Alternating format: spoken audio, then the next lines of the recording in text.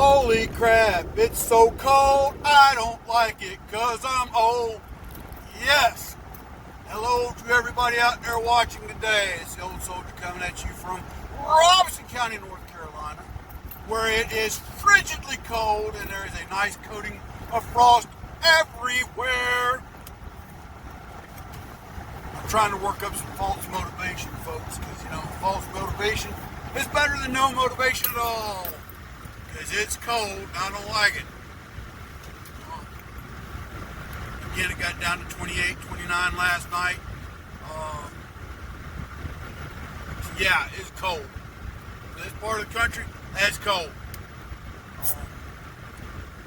Checking the weather report. Ooh, not liking what I'm seeing. Between now and next week, there is a fair chance of a nice snowstorm coming through. Now, living in a house in a snowstorm is one thing. Living in a camper in a snowstorm is something else. I've already been looking at things. One thing I'm going to have to be on top of is, as it falls periodically, going out and pushing snow off the camper. Not exactly what I would call my idea of fun. And it's not because of a roof potentially caving or anything like that. It's like anything else. You start packing ice around things, things get real cold. But we shall see. I mean, it's right now the timing's got to be right. They said in the weather report I read for this thing to come through. But what people don't realize, this part of North Carolina that we're in, 90% of the time we get snow is because of a storm system coming, believe it or not, out of the Gulf. Very seldom do we get snow when it comes off of the Atlantic coast, and very, very rarely do we get one when it blows from the west across the mountains, because usually the mountains will block it and we'll get rain and drizzle here.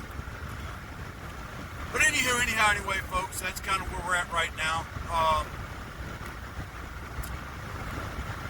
Want to thank all the new subscribers that came in yesterday. Forgive me for not writing y'all down to give you a shout out, but I do appreciate y'all coming over at the recommendation of my friend Procarry Trucker.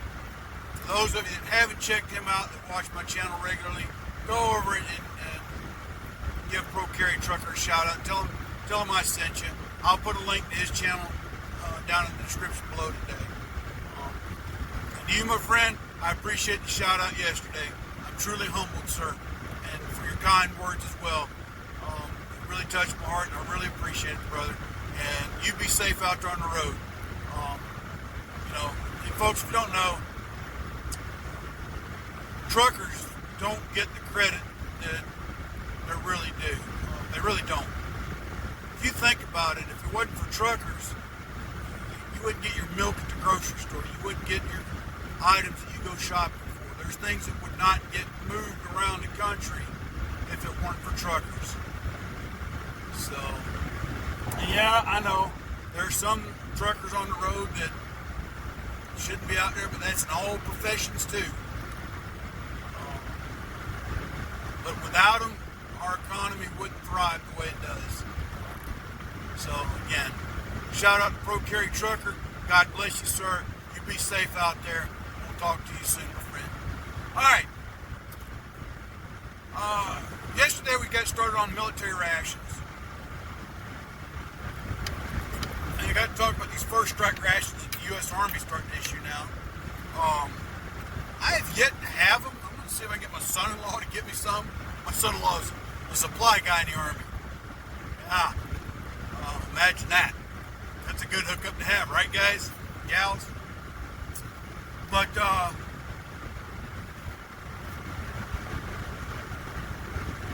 that was something that was developed as a quick meal pack. And here's the thing, with the development of military rations throughout the years, there's always been main staple rations. Okay? But then there's there's the need for lightweight, compact, or emergency rations. Like I said, World War II, they had the K rations, and in the worst case scenario, the D rations. I remember my dad talking about the D ration bars. He said they tasted god awful horrible because they were just they're almost a bitter chocolate. But they would sustain you for a given time until regular mess feeding could come about. See, a lot of times the companies in combat, their kitchens would be in the rear consolidated. And if they were kind of stable on the line, what the kitchens would do is they would cook these meals and put them in what was called Meramite cans. For those of you who've been in, you know what those are. And it's basically a thermal insulated container, and the hot chow would be brought forward. And they would eat literally, in their fighting positions. And for those of you who've been in, when you go to the field, especially on a day like today here, it's freezing cold. You hear the first sergeant holler, "Chow call, chow call." Platoon sergeants get up, they start getting their people into the tactical line, you go through the line, you get that hot chow. And for me, it's always, where's the coffee? That was my first thing. And when that progressed in rank, I would not cut line, but I'd go straight to the coffee. I'd get me a cup of coffee as my section went through, and I'd be one of the last to go through and get chow. I'd sit there and sip on my coffee, just making sure all the people got to eat. And it's a real big morale booster when you are in the field. It really is. But there are times when you can't do that, so you have to be issued lightweight, supposedly lightweight rations. You ask anybody who's ever had to carry C rations, they'll tell you you start stuffing socks full of them. By the way, that was a way that they learned to carry it. Take the cans, slide them down an old pair of socks, tie them off. They don't rattle around so much. It's a good consolidated way of keeping your rations together. But they were heavy. So after the Vietnam War, the Army started looking at lighter way to pack rations. They had the LERP rations we talked about yesterday before, which were a vacuum freeze-dried type of ration. Packed full of calories. That's the other thing with military rations, calories. If you take an MRE today, most average MREs range between 21 to 2,800 calories. That's if you consume everything in it. Why such a high calorie count? Because when you're in a field environment, you are packing, you're burning calories. Especially if you're in, say, the combat arms. Armor, infantry, artillery, okay, cavalry. Yeah, I included the CAV guys, the court jester of the Army. Sorry for all you CAV guys. Combat engineers, and all the other MOS, when they go to the field, you're burning a lot of calories, okay? Whether it's because you're road marching, for like an artillery, especially those of us that were on the M198 howitzer, that's 16,000 pounds of cold steel that you had to manhandle into position. And then once in position, your average weight of a HE shell is 100 pounds. And when you're shooting 6-7 rounds at a time, you're burning some calories because it's an organized chaos and hustle. And those calories, you're just burning them, moving around. An occupation, when you just say now it's time to displace, you hook the gun up, we go down the road, pull into another place, and in place. Again, it's 21 minutes of just sheer hustle to get this thing, because we had 6 minutes to be ready to fire. You had 8 minutes to be drill complete on that, and then you were given an additional 22 minutes to get your camo net up, get hasty fighting positions dug, and get secondary aiming references put out. So you're busting your butt to get all this to happen. And at the end of it, even on a cold day like today, you're going to be sweating. it kind of sucked because you didn't want to come out of your coat and your field jacket liner and your thermals, but you did, knowing that once by the time you finished occupying, you were going to be saturated. That's the last thing on a day like today you'd want to be. But anyway, I'm getting off on a tangent. But yeah, military rations, they have come a long way from where they used to be. They really have.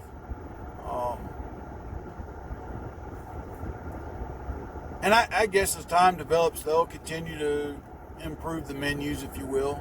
Now they've got things today that I'd never thought of. You know, tacos and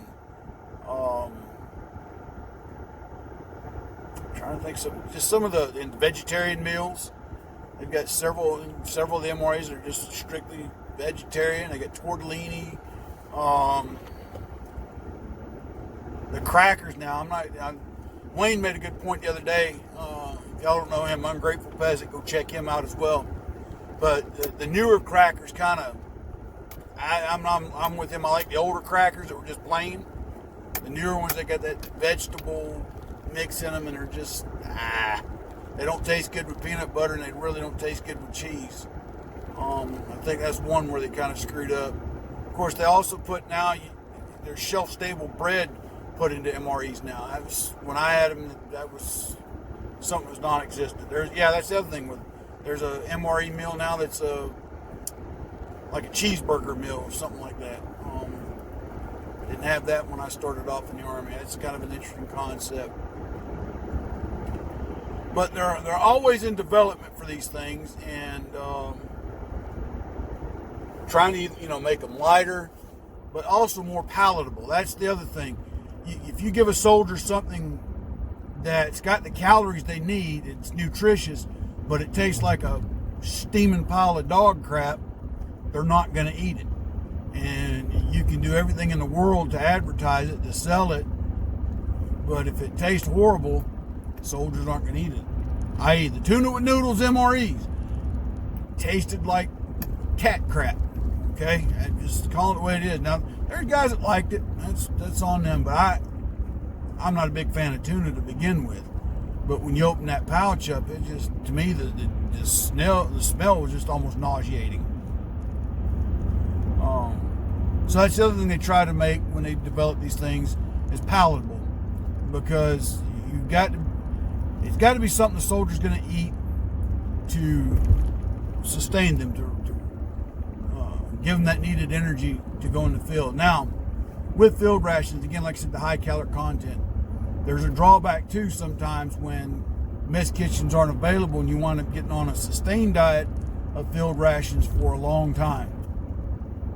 That's not healthy either, because they're packed full of preservatives, and a lot of times some of those menus are kind of high on the sodium content level, not to mention with the calories. And if you're kind of in a stable environment, eating 3 MREs a day, you'll start to gain weight and fast too.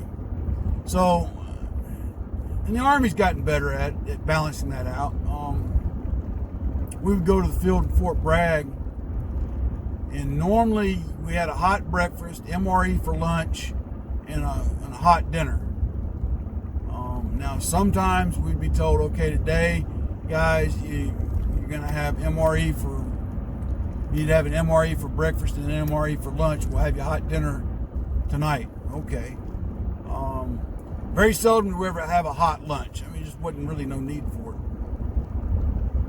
The other thing about rations in the military is the morale again. Let me give you another example.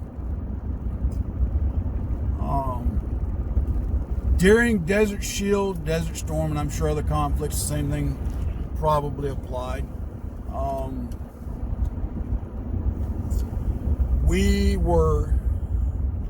give you a case example. The day before the ground war began, and before they took away our mess kitchens, they served us steak and shrimp. Kind of a somber thing to think about now, because the theory behind that was, let's give the troops one good last hot meal before they go across the line of departure, as some may not come back. least they'll have passed with a good meal in their stomach. Then ground war ended, and we were on MREs for a week or two, and then can't remember exactly when, but we got back to an area where our mess kitchens were brought back. Well, as soon as that happened, steak and shrimp again, kind of as a, we made it through it, here's your reward, job well done. And then on our commanding general's birthday, he ordered the entire division, 1st Armored Division, to have steak and shrimp jambalaya. That was his 2 favorite meals, steak and shrimp jambalaya. And man, did they, and the beauty of that one was, if you didn't get enough on the first go round, he made sure the division had ordered enough that there was enough for seconds for everybody. Man, what a meal that was that day. And see, the beauty of those mess kitchens too, the cooks could make biscuits. And the one we had in our company, she'd always save me an extra one. You get them hot, fresh biscuits. And that was kind of a taste of home for me. So it made things better. But hot breakfast when you wake up on a cold morning, man, it hit the spot. A lot of times you get eggs and sausage links. Now, if there's tea rations, let's talk about tea rations for a minute. Tea rations are like the Army's version of TV dinners. Okay? That's what they are. They're pre-cooked, mass-produced meals. You heat them up, you serve them. Some are hits, some are misses. I'll leave it at that on that one, but the sausage links that used to be made for those, I've ate things that tasted better than that in my life, but hey, at least it was a hot meal, right? But Desert Storm, I'll give you an example. We were in the port of Jebel in Saudi Arabia, Christmas night, and they flew in fresh turkeys, but somehow several of them spoiled. So they had to break out tea ration turkeys for us to eat. And you talk about dry, that was probably the most god-awful turkey I ever ate, but they also had fresh ham, so I got me a big chunk of that night too, so it kind of compensated. Those are some unsung heroes in the Army, and I'm sure the other services, are the cooks. They work god-awful hours. They get criticized when the food's bad, even though sometimes it's not their fault. You're like, well, they cooked the food. Yeah, but sometimes they don't get the ingredients they need to make a good meal, folks. And they have to work with what they have. It goes beyond circumstance, beyond their control. Sometimes they have equipment failures that, cause a meal not to be at its best. But honestly, they put in hours that a lot of people that join the military don't want to do. They work a lot of weekends when everybody else is off.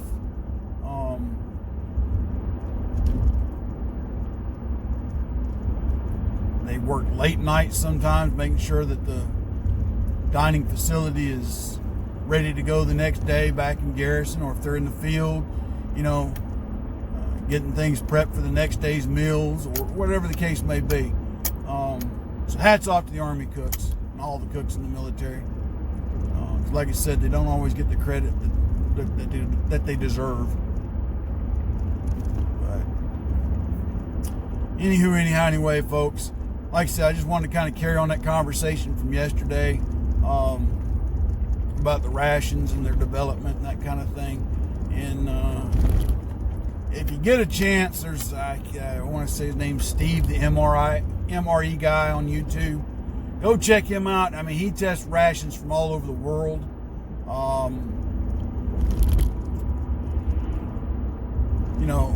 I don't know where all he gets them from, but he does. And he does these little reviews on his channel about how they taste, that kind of thing. But he also gets hold of older rations and kind of gives you an in-depth history about them. So you get a chance to go check. I can't remember. I want to say it's Steve, the MRE guy.